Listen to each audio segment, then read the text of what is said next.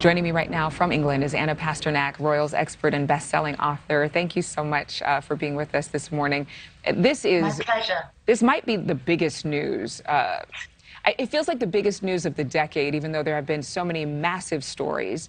But King Charles, he's been vocal with his political views. His mother was not vocal at all. She didn't really share her opinion. She just led with grace. So what will it look like with King Charles on the throne instead of Queen Elizabeth?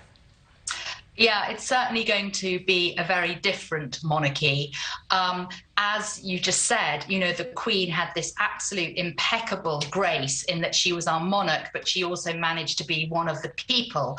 And the feeling in Britain at the moment is deep shock. I mean, we've had a new Prime Minister and we saw her greeting the Queen and saw the, the delight in the Queen's eye. And 48 hours later, she has died. So it's absolutely seismic here in Britain. Of course, for Prince Charles, he's been waiting all his life for this moment. And in one sense, it's incredibly difficult for him because nobody could be a more popular monarch than his mother. And he is more political. He's sort of already been dubbed the activist king. We know he likes to get involved and campaign and lobby politicians. And he hasn't kept his views entirely to himself, which, of course, the Queen did so impeccably. So we are looking at a real sea change here in Britain. There is tremendous affection, obviously, for the monarch and the way she served us for 70 years. And I think people want to give Charles the benefit of the doubt. His address to the nation at 6 o'clock this evening is absolutely essential, that he gets it right, that he's able to connect with the people in a very different way from his mother. But it remains to be seen whether he can sustain the popularity of the monarchy, because, of course, he isn't his mother. And we have such an affection for her. But I think, to an extent, the jury is slightly out over King Charles III. Well, and he's just one figure of the royal family. Clearly, the family has seen a shift with Prince Harry and Meghan Markle essentially removing themselves from responsibility, from royal duties, moving to the United States. And then you have, of course, Prince William, or his title is changed now. He's now the Duke of Cornwall. Cornwall and Cambridge, that's right, yes. I mean, I think that there is a difficulty for Charles in that the monarchy is far less stable without the Queen.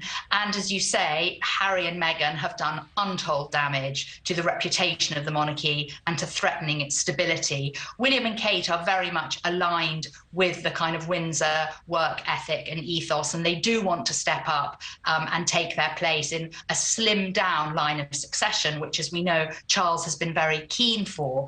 But my personal feeling is I actually feel quite sorry for Charles, because I think these are, almost impossible shoes to fill of the Queen's. And we don't really know, once we've got over the shock of her death and once we've got through this period of mourning, in a way, how relevant is he going to be as a king in today's world? That the nation that he's inherited is completely different from that his mother inherited in 1952. So I think that we need to, in a way, sit back, take a breath. We're all in shock here in Britain, and see how it plays out. And there's just too much change at the moment to make a judgment call about King Charles III.